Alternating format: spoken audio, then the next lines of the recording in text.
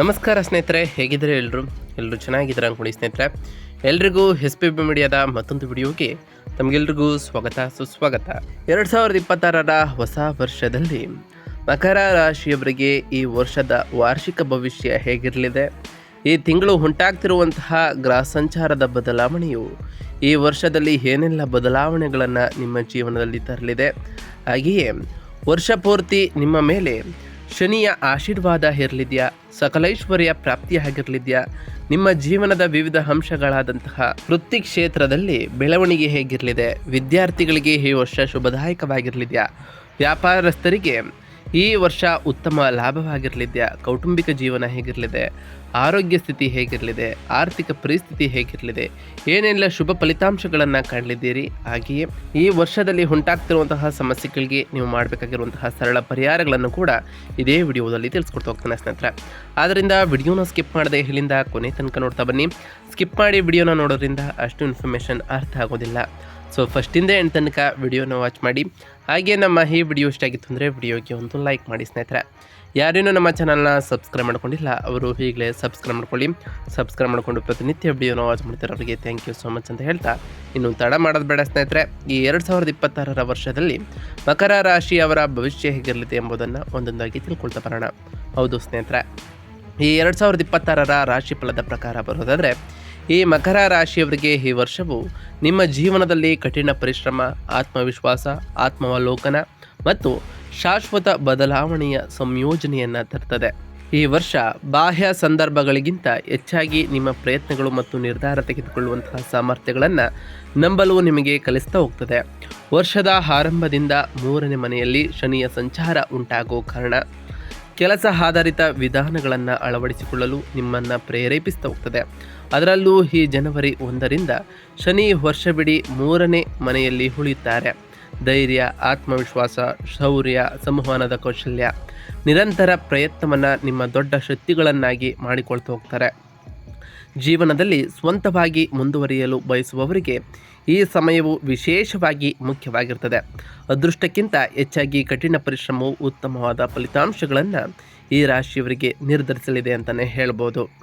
ಈ ಮಕರ ರಾಶಿಯವರಿಗೆ ಜುಲೈ 27ರಿಂದ ಶನಿಯ ಹಿಮ್ಮುಖ ಚಲನೆಯು ವರ್ಷದ ಮಧ್ಯದಲ್ಲಿ ಕೆಲವು ಕೆಲಸಗಳಲ್ಲಿ ವಿಳಂಬದಿಂದಾಗಿ ಸಮಸ್ಯೆಗಳನ್ನು ಕೂಡ ಉಂಟು ಮಾಡ್ಬೋದು. ಮಾನಸಿಕ ಒತ್ತಡ ಮತ್ತು ಪ್ರಯತ್ನಗಳಿಗೆ ಹೆಚ್ಚುವರಿ ಪ್ರಯತ್ನ ಬೇಕಾಗಬಹುದು.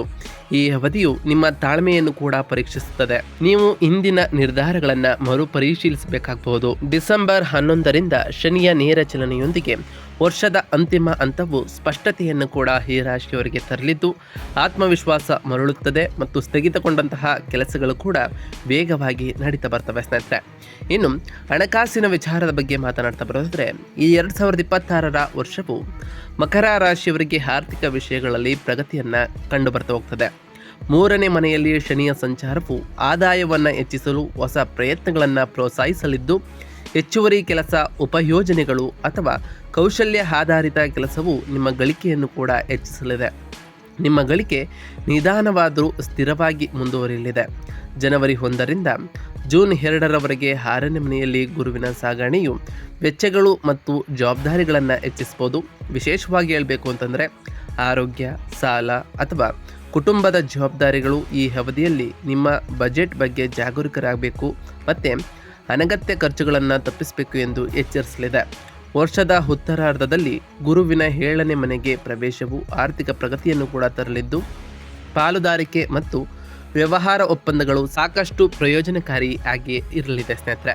ಇನ್ನು ಈ ರಾಶಿಯವರಿಗೆ ವೃತ್ತಿ ಜೀವನದ ವಿಚಾರಕ್ಕೆ ಬರೋದಾದರೆ, ವೃತ್ತಿ ಜೀವನದ ವಿಚಾರದಲ್ಲಿ ಈ 2026 ಮಕರ ರಾಶಿಯವರಿಗೆ ಸ್ವಪ್ರಯತ್ನದ ಆಧಾರದ ಮೇಲೆ ಪ್ರಗತಿಯ ವರ್ಷವಾಗಿರಲಿದೆ.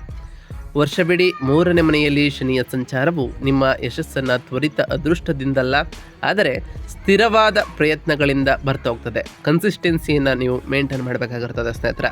ವರ್ಷದ ಆರಂಭದಲ್ಲಿ ಕೆಲಸದಲ್ಲಿ ಜವಾಬ್ದಾರಿಗಳು ಕೂಡ ಹೆಚ್ಚಾಗ್ತಾ ಹೋಗ್ತದೆ ಮತ್ತು ನೀವು ನಿಮ್ಮ ಸಾಮರ್ಥ್ಯಗಳನ್ನು ಪದೇ ಪದೇ ಸಾಬೀತುಪಡಿಸಬೇಕಾಗಬಹುದು. ನೀವು ಮೇಲಾಧಿಕಾರಿಗಳು ಕೆಲಸದಿಂದ ನಿಮ್ಮಿಂದ ಹೆಚ್ಚಿನ ನಿರೀಕ್ಷೆಗಳನ್ನು ಹೊಂದಿರುತ್ತಾರೆ, ಆದರೆ ನೀವು ತಾಳ್ಮೆ ಮತ್ತು ಶಿಸ್ತನ್ನು ಕಾಪಾಡಿಕೊಂಡ್ರೆ ಭವಿಷ್ಯದಲ್ಲಿ ಈ ಜವಾಬ್ದಾರಿ ನಿಮ್ಮ ನಿರ್ಣಾಯಕ ಲಕ್ಷಣವಾಗಬಹುದು. ಉದ್ಯೋಗದಲ್ಲಿರುವವರಿಗೆ ಈ ಅವಧಿಯು ಬಹಳ ಸ್ಥಿರವಾಗಿರಲಿದ್ದು, ಆದರೆ ಬಡ್ತಿ ಅಥವಾ ಸ್ಥಾನ ಬದಲಾವಣೆಗೆ ನಿರಂತರ ಪ್ರಯತ್ನಗಳು ಬಹಳ ಅಗತ್ಯವಾಗಿರಲಿದೆ. ಜುಲೈ 27ರಿಂದ ಶನಿಯ ಹಿಮ್ಮೆಟ್ಟುವಿಕೆಯ ಚಲನೆಯ ನಂತರ ನಿರ್ಧಾರಗಳಲ್ಲಿ ಕೆಲವು ಗೊಂದಲಗಳು, ಕೆಲಸದಲ್ಲಿ ವಿಳಂಬಗಳು ಅಥವಾ ಯೋಜನೆಗಳಲ್ಲಿ ಬದಲಾವಣೆಗಳು ಕೂಡ ಉಂಟಾಗಬಹುದು.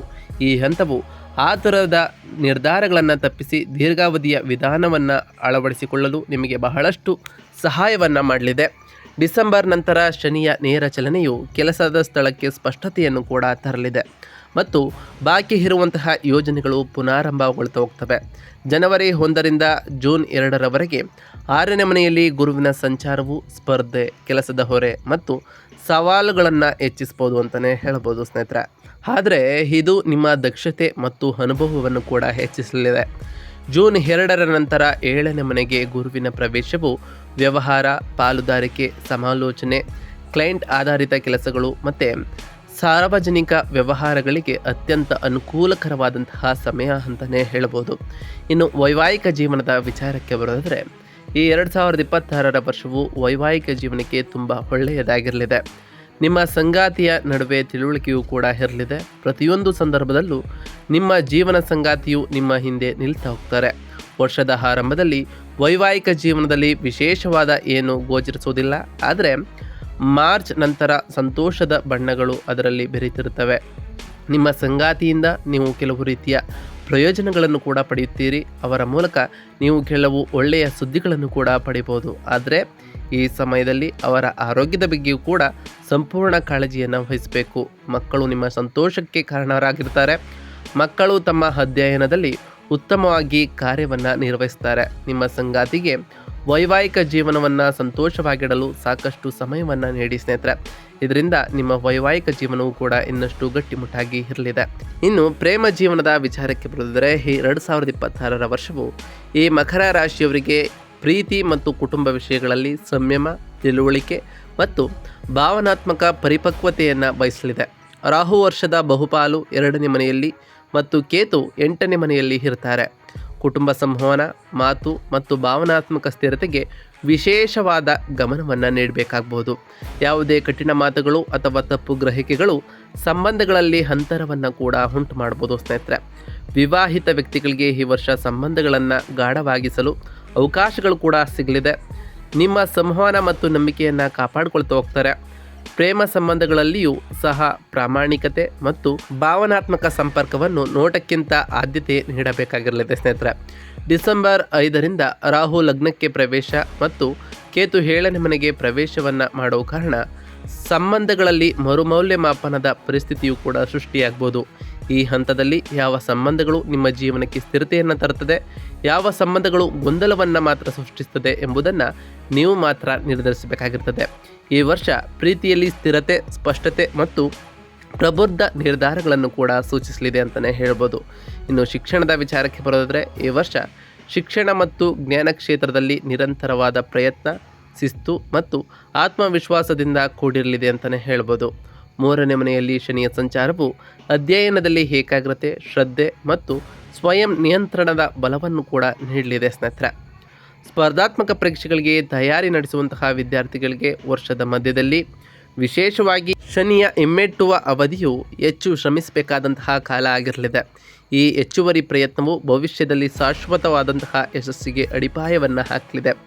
ಜೂನ್ 2ರ ನಂತರ ಗುರುವಿನ 7ನೇ ಮನೆಗೆ ಪ್ರವೇಶವನ್ನು ಮಾಡುವ ಕಾರಣ ಶಿಕ್ಷಕರು, ಮಾರ್ಗದರ್ಶಕರು ಮತ್ತು ಸಲಹೆಗಾರರಿಂದ ಬೆಂಬಲವನ್ನು ಕೂಡ ತರಲಿದೆ. ಈ ವರ್ಷ ಉನ್ನತ ಶಿಕ್ಷಣ, ವೃತ್ತಿಪರ ಕೋರ್ಸ್ಗಳು ಮತ್ತು ಕೌಶಲ್ಯ ಅಭಿವೃದ್ಧಿಗೆ ಸಕಾರಾತ್ಮಕವಾದ ನಿರ್ದೇಶನವನ್ನು ಕೂಡ ಒದಗಿಸಲಿದೆ ಅಂತಲೇ ಹೇಳ್ಬೋದು. ಇನ್ನು ಈ ಮಕರ ರಾಶಿಯವರ ಆರೋಗ್ಯದ ವಿಚಾರಕ್ಕೆ ಬರೋದಾದರೆ ಈ ಮಕರ ರಾಶಿಯವರಿಗೆ ಆರೋಗ್ಯದ ವಿಷಯಕ್ಕೆ ಬಂದಾಗ ಶಿಸ್ತು ಮತ್ತು ಮಾನಸಿಕ ಸಮತೋಲನದ ಅಗತ್ಯವಿರಲಿದೆ ಅಂತಲೇ ಹೇಳ್ಬೋದು. ವರ್ಷವಿಡೀ 3ನೇ ಮನೆಯಲ್ಲಿ ಶನಿಯ ಸಂಚಾರವು ನಿಮ್ಮ ಶಕ್ತಿಯನ್ನು ಸ್ಥಿರವಾಗಿರಿಸಲಿದೆ.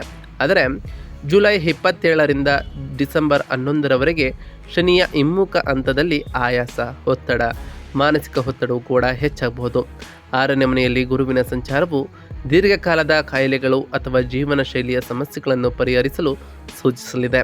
ಈ ಸಮಯದಲ್ಲಿ ನಿಯಮಿತವಾದಂತಹ ವ್ಯಾಯಾಮ, ಸಮತೋಲಿತ ಆಹಾರ ಮತ್ತು ಸಾಕಷ್ಟು ವಿಶ್ರಾಂತಿಯ ಅಗತ್ಯತೆ ಇರಲಿದೆ. ವರ್ಷದ ಕೊನೆಯಲ್ಲಿ ರಾಹು ಲಗ್ನಕ್ಕೆ ಪ್ರವೇಶವನ್ನು ಮಾಡೋ ಕಾರಣ ಮಾನಸಿಕ ಚಡಪಡಿಕೆ ಮತ್ತು ಅಸ್ಥಿರತೆಯೂ ಕೂಡ ಹೆಚ್ಚಾಗ್ಬೋದು. ಅದರಿಂದ ಬಹಳ ಎಚ್ಚರಿಕೆಯಿಂದ ಇರಬೇಕಾಗಿರ್ತದೆ ಸ್ನೇಹಿತರೆ.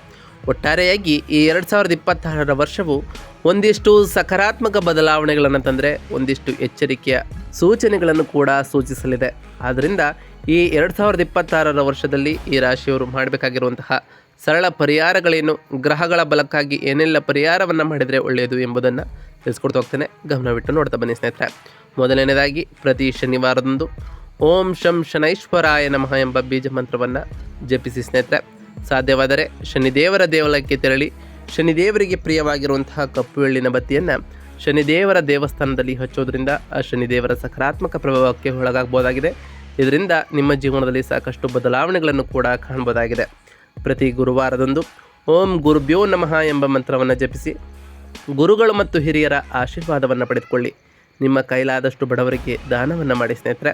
ಹಾಗೆಯೇ ಕಾರ್ಯಕ್ಕೆ ಹೊರಡುವ ಮೊದಲು ಹಳದಿ ಬಣ್ಣದ ತಿಲಕವನ್ನು ಇಟ್ಟು ತೆರಳಿ ಸ್ನೇಹಿತರೆ. ಪ್ರತಿ ಶುಕ್ರವಾರದಂದು ತಾಯಿ ಜಗನ್ಮಾತೆಯಾದಂತಹ ಲಕ್ಷ್ಮೀದೇವಿಗೆ ಪೂಜೆಯನ್ನು ಸಲ್ಲಿಸಿ ಲಕ್ಷ್ಮೀದೇವಿಗೆ ಪ್ರಿಯವಾಗಿರುವಂತಹ ಬೆಳೆಯುವುಗಳನ್ನು ಅರ್ಪಿಸಿ ಪೂಜೆಯನ್ನು ಸಲ್ಲಿಸೋದ್ರಿಂದ ಸಾಕಷ್ಟು ಬದಲಾವಣೆಗಳನ್ನು ಕೂಡ ನಿಮ್ಮ ಜೀವನದಲ್ಲಿ ಕಾಣಬಹುದಾಗಿದೆ ಸ್ನೇಹಿತರೆ. ನಾವು ತಿಳಿಸ್ಕೊಟ್ಟಿರುವಂತಹ ಈ ಎಲ್ಲ ಸರಳ ಪರಿಹಾರಗಳನ್ನು ಈ ರಾಶಿಯವರು ಮಾಡಿದ್ದೇ ಆದರೆ ನಿಮ್ಮ ಜೀವನದಲ್ಲಿ ಬದಲಾವಣೆಗಳನ್ನು ಕಾಣಬಹುದಾಗಿದೆ. ಈ 2026ರ ವರ್ಷವು ಸಾಕಷ್ಟು ಉತ್ತಮವಾದ ಫಲಿತಾಂಶಗಳನ್ನು ಕೂಡ ನೀಡಲಿದೆ ಎಂದು ಭಾವಿಸಿಕೊಳ್ತಾ ಇವತ್ತಿನ ಒಂದು ವಿಡಿಯೋನ ಮುಗಿಸ್ತಿದ್ದೀನಿ ಸ್ನೇಹಿತರೆ. ವಿಡಿಯೋ ಇಷ್ಟ ಆಗಿತ್ತಂದರೆ ವಿಡಿಯೋಗೆ ಒಂದು ಲೈಕ್ ಮಾಡಿ. ಯಾರೇನೋ ಚಾನಲ್ನ ಸಬ್ಸ್ಕ್ರೈಬ್ ಮಾಡ್ಕೊಂಡಿಲ್ಲ ಸಬ್ಸ್ಕ್ರೈಬ್ ಮಾಡ್ಕೊಳ್ಳಿ ಸ್ನೇಹಿತರೆ.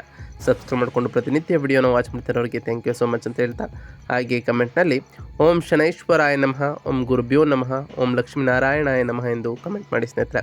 ಆ ಶನಿದೇವರು ಗುರುದೇವ ಲಕ್ಷ್ಮೀನಾರಾಯಣ ನಿಮಗೆ ಆಯುಷ್ಯ ಆರೋಗ್ಯ ಸಮೃದ್ಧಿಗಳನ್ನು ಕೊಟ್ಟು ಕಾಪಾಡಲಿ ಅಂತ ದೇವರಲ್ಲಿ ಕೇಳ್ಕೊಳ್ತಾ ಇವತ್ತಿನ ಒಂದು ವಿಡಿಯೋನ ಮುಗಿಸ್ತಿದ್ದೀನಿ ಸ್ನೇಹಿತರೆ. ಸಿಗ್ತೀನಿ ಮತ್ತೊಂದು ವಿಡಿಯೋದೊಂದಿಗೆ. Thank you for watching.